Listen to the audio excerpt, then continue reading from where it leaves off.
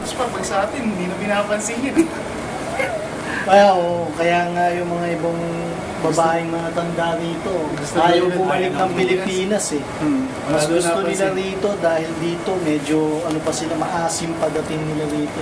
Pinipilahan pa sila, no? Eh pagka, Pinagkakaguluhan pa sila eh. pag sa atin, ayaw nang pansinin. Ang may lupa na, ang tingin. Nako-conscious naman. Enjoy na enjoy. Parang, Basta naman lahat, pre.